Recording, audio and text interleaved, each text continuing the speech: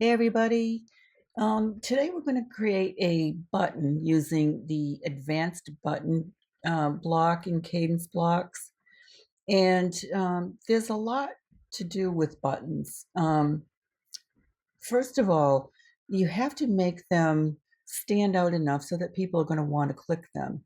The second thing is you have to put a call to action on them that's better than click here or click this button or whatever, because you have to let people know where that button is going to take them. And this is especially important in responsive design, and it's important for helping people that are using screen readers, etc., to know where they're going when they click that button.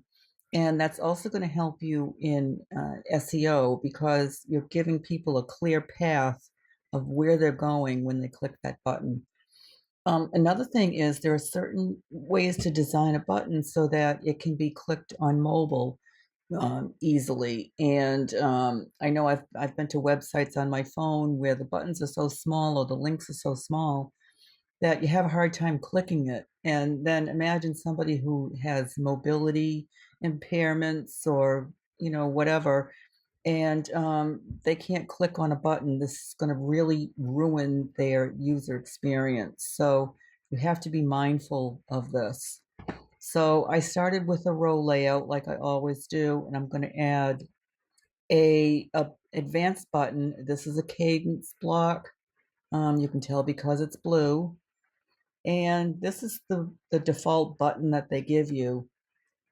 So I'm going to write um, my free workbook, which is a call to action. It's telling people exactly what's going to happen when they click that button. You can also see that it has a hover state built in, which is using colors that come from my customizer. And on this site, this is the global palette that I have. And these are my two accent colors. And those are the ones that show up automatically because they're global in anything that uses colors like these links right here. You can see that when you hover over them, they go from the gold to the blue. That's the hover states. And here's a big call to action button. And you can see how the hover state works. Okay.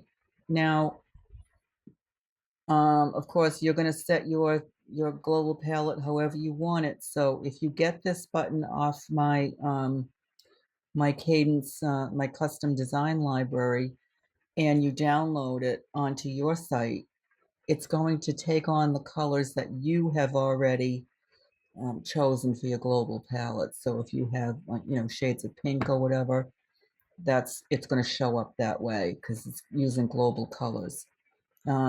So here's like I said, this is the default size of the button.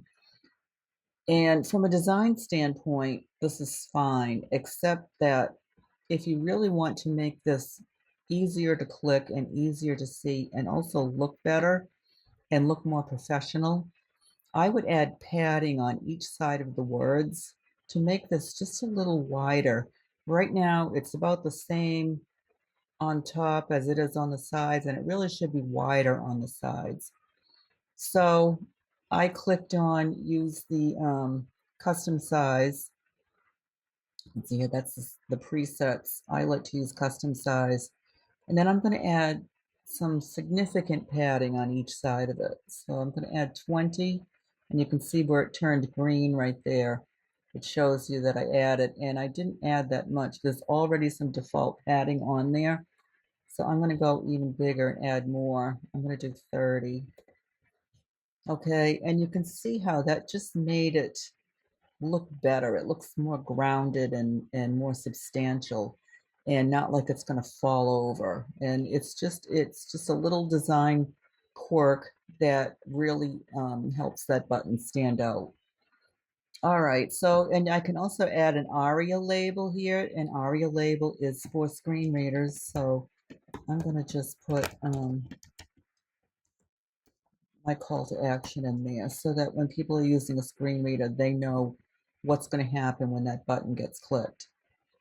Okay, so let's go over to the style. As I said, the normal and the hover are coming, they're being pulled right from my customizer. I can change those colors if I want to. I can change the color of the font. And I can change the background color here, make it blue. All right, I'm going to leave it default. I can add a border to it. I'm on the normal state right here. I could add a border that's my other color. And remember, when you add a border, you have to add a size to make it show up. Right now, it doesn't have a size. That's why you can't see the border. So if I do it 2 pixels, now you can see it. Okay, and I can also add a hover border, and I can go the opposite way and put the gold there and make that 2 pixels, and then you can see it. It's subtle, but it's there. And it's just a great way to continue your branding throughout the site.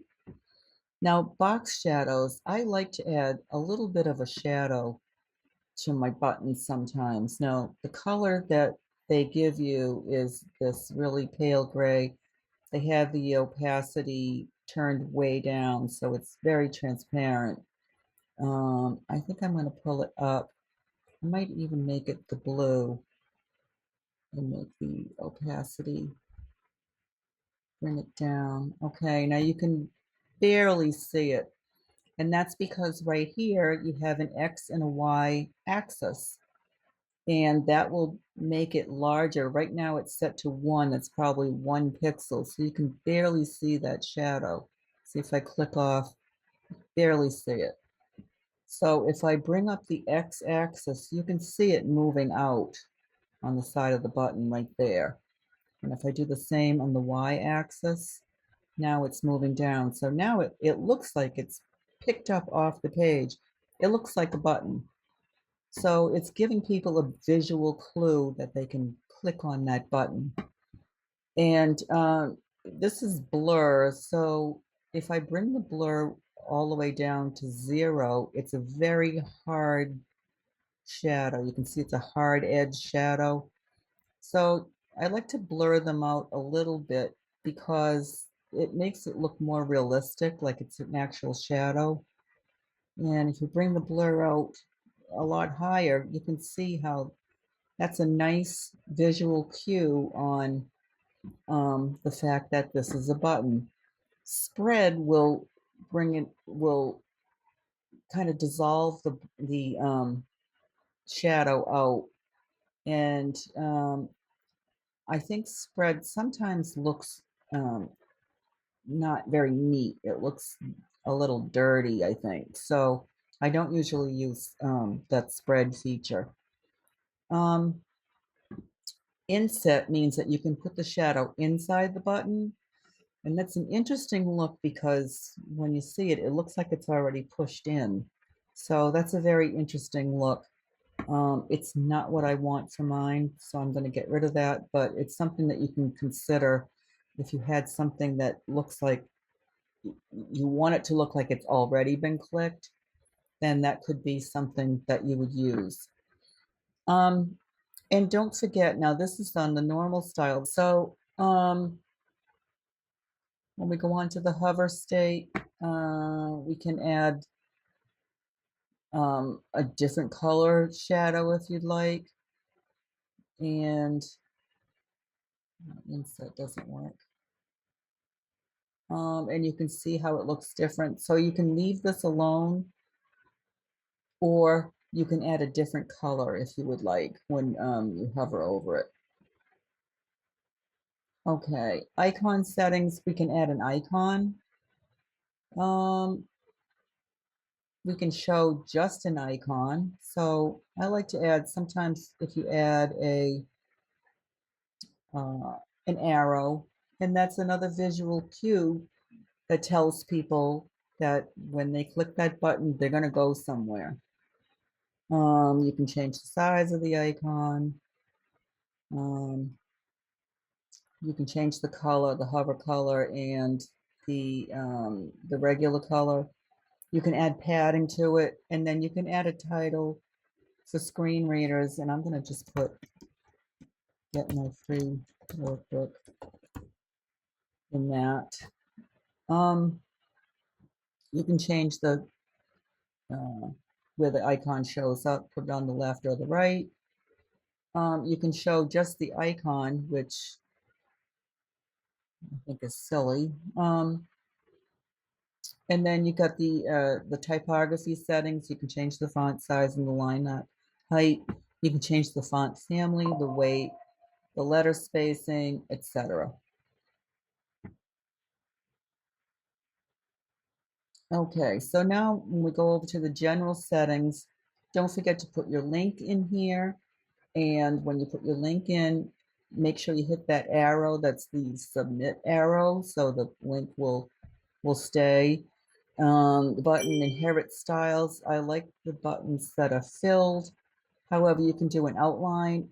If the background of this button were navy blue, this would be great because it would show up a lot better. You can change the size here. I like to just leave that alone, and I like to control the size myself. So, I mean, if you do large or extra large or whatever, you can do that, but I like to do it myself. Same thing with button width. I would leave it at auto. If it's fixed, then it won't be as responsive. So I want to do that. And if it's full, you can see that, it's back to fill. You can see that that's really going to stand out on your page. So if your design warrants it, you can do a full width button. And I guess that's about it for buttons and advanced buttons. And I hope this helps you get some clicks from your buttons.